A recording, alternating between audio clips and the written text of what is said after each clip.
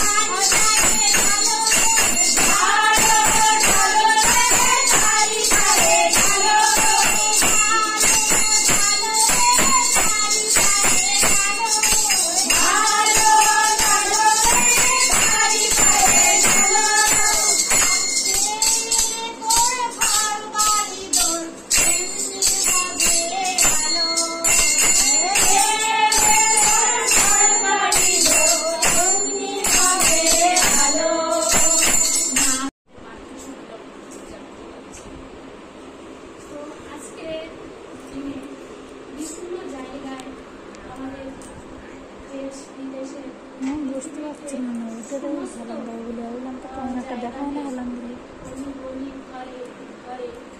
প্রত্যেকের পাড়াতেও আজ আমার মাকে ঘিরে এই উৎসব উদযাপন আসছে।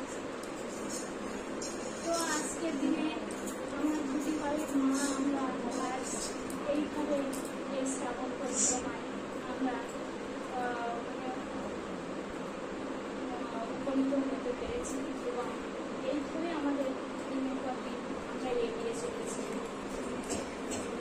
তো আজকের আমার মা, বড় মা আজকের ঠাকুর বাড়িতে ঠিক এমন একটা দিনে আমার মা নিজে মায়েদেরকে নিয়ে যখন মাতৃ সম্মেলনে বসতেন, একদিন এক মা সেও এরকম এসে প্রথমে মাকে বললেন, মা একটা দোকানের কথা বললেন, বলছে যে ওই দোকান থেকে আমার জন্য তারা একটু মিষ্টি নিয়ে আয় না। তো সেই মা কথা অনুযায়ী ওই মাটি গেলে দিয়ে আমার বড় মায়ের কথা অনুযায়ী সেই মা বাজারে গিয়ে এরকম মিষ্টান্ন যা যা আমাদের লক্ষ্মী পূজা করতে যেমন লাগে ঠিক তেমনটি সেই মা জোগাড় যন্ত্র করে রেডি করে ঠিক সন্ধ্যাবেলাতে আমার মাকে এরকম বসে আছেন, আমার মা তার কোনো আসন নেই, সাধারণভাবে বসে আছেন। তো সেইভাবে আমার মাকে নিয়ে সেই মা তাকে সামনেই বসিয়ে দিলেন। যেমন সাধারণভাবে আমাদের আমরা লক্ষ্মী পূজার প্রধানত কি করি, যে আমাদের আলাদা করে লক্ষ্মী প্রতিমা বসাই, সবকিছু করি, পর বসাই, বসিয়ে তার সামনে বসিয়ে সিঁদুর যেমনভাবে যা যা করা লাগে ঠিক তেমন করে আমাদের তাই করে আমরা ঘর বসাই। তো মা সাধারণভাবে মাকে মিষ্টি দিয়েছে, মিষ্টি দিয়ে আর এরকম জল ফল যা যা লাগে সেগুলো বসে দিয়ে মায়ের সামনে বসে সেই মা পূজা করলেন। সেদিন থেকে আমার বড় মায়ের মানে পূজা ওই দিন থেকে মা কিন্তু কোনোদিনে ধরা দেননি। তিনি যে নররূপে এসেছেন আমার স্বয়ং নারায়ণ মানে সঙ্গে করে লক্ষ্মীকে নিয়ে এসেছেন, সেটা আমার মা মুখে কাউকে বুঝতে পারেনি। কিন্তু মা সাধারণভাবে থাকতেন, কাজকর্ম করতেন, বাড়িতে 8-5টা মায়ের মতো এমনি সাধারণভাবে ঘরটা করতেন। তো ওই সময় দেখুন আমার মায়ের ওই প্রথম দিনে ওই মায়ের কি মনে হলো, তিনি ওই মায়ের সঙ্গে থাকতেন, সব কিছু করতেন। তো একদিনে মা যখন উপস্থিত হয়ে মাকে যখন বললেন, মা আমি তোমাকে পূজা করি, তখন মা বলছে তোর মনে ইচ্ছা হচ্ছে যে আমাকে পূজা করার, তো কর। সেই থেকে আমার মাকে পূজা করা শুরু করলেন। কারণ মা কোনদিন মাথায় নিয়ে আমরা যারা চলেছি, আমরা খুবই সৌভাগ্যবান যে আমাদের বারবার জন্ম নিতেও হবে না, আর বারবার জন্ম নিয়ে আমাদের মানে এই জগতে আসতে হবে না। তো আমাদের দেখতে হবে যে আমরা এই যে এসেছি, এসে আমরা তার মানব জন্ম যে আমরা পেয়েছি, মানব জন্ম যে আমাদের ঠাকুরকে ধরেছি, ইষ্টকে ধরেছি, তো সেই ইষ্টর কর্মটুকু আমাদের সঠিকভাবে করে যেতে হবে। তাতে যদি একটা পাখা ধরিয়ে দেওয়া হয়, তো পাখাটা দিয়ে কি করে কি হাওয়া খেতে পারবি? যদি ধরে রাখিস তো আমাদের সেইভাবে কিন্তু ধরে থাকলে কিন্তু আমাদের হাওয়া পাওয়া যায় না, হাতটা নাড়াতে হবে। পাখা দিয়ে আমাদের সেই হাতটা নাড়ালে তবে পাখাটা নড়বে, তাহলে আমরা সেই আমরা বাতাসটুকু অনুভব করতে পারি। তো আমার মা দেখুন সেইভাবেই আমার ঠাকুরকে সেভাবে নিজে হাতে করে তার সেবা যত্ন শুশ্রূষা করে আসে, তিনি দেখিয়ে দিয়ে গেছেন। আজ পৃথিবীতে জগতে সমস্ত নারীকে তিনি শিক্ষা দেওয়ার জন্য আজকে নিজে সংসারে এসে সমস্ত কিছু করে দেখিয়ে গেছেন। তো আজকে সেই পরিচালনায় আজকে আমার বর্তমান আশার যুগে তিনি এখন আমার দেবঘরে রয়েছেন এবং তিনি সেইভাবে আজকে প্রত্যেক মানুষকে তার ঠাকুরের চলা বা ঠাকুরের আমরা বলবো, আমরা যারা মায়েরা প্রত্যেক দিন আমরা বড় মার পুজো ব্রতী হচ্ছি এবং যারা বাড়িতে আসেন সবাই মিলে বড় মার পূজা করবেন এবং বড় মার নাম ধ্যান করবেন এবং ঠাকুরের নাম ধ্যান করবেন। আপনারা সবাই ভালো থাকবেন এবং ঠাকুরের কথা মতো চলার চেষ্টা করবেন। দেখবেন আপনাদের সমস্যাগুলো জীবনে যা যা আছে আস্তে আস্তে তা কিরকম করে মানে সরে যাচ্ছে আস্তে আস্তে করে। ঠাকুর এক জায়গায় বলেছেন যে আমরা যে হাততালি দিয়ে জয় রাধে রাধে কৃষ্ণ কৃষ্ণ গোবিন্দ গোবিন্দ বলি, এই যে হাততালি দিয়ে আমরা গান করি, এই হাততালির মধ্যে দিয়ে আমাদের যা যা মানে সমস্যা সব ওই হাতের ফাঁকা দিয়ে আমাদের বেরিয়ে যাবে, তবেই আমাদের মানে সঠিক ঠাকুরকে ধরা হবে। তাই আমরা বলছি যে ঠাকুরকে আপনারা নিয়ে চলুন, ঠাকুরকে ভালোবেসে চলুন এবং বড় মার এই জন্ম পবিত্র মাসে আপনারা সবাই বড় মার পূজায় ব্রতী হন। আজ মাতৃ সম্মিলনের আরও একটি নতুন পর্ব আপনাদের সঙ্গে শেয়ার করলাম। আমরা সকল মায়েরা মিলে এই মাতৃ সম্মিলন করছি। প্রথম থেকে শেষ পর্যন্ত ভিডিওটা ভালো লাগলে অবশ্যই লাইক, শেয়ার, কমেন্ট করবেন। প্লিজ চ্যানেলটি সাবস্ক্রাইব করে পাশে থাকবেন। আপনাদের সাপোর্ট, ভালোবাসা পেলে এরকম নতুন নতুন ভিডিও উপহার দিতে পারবো। আবার ফিরে আসবো নতুন ভিডিও নিয়ে। ততক্ষণ সকলে ভালো থাকবেন, সুস্থ থাকবেন। টাটা।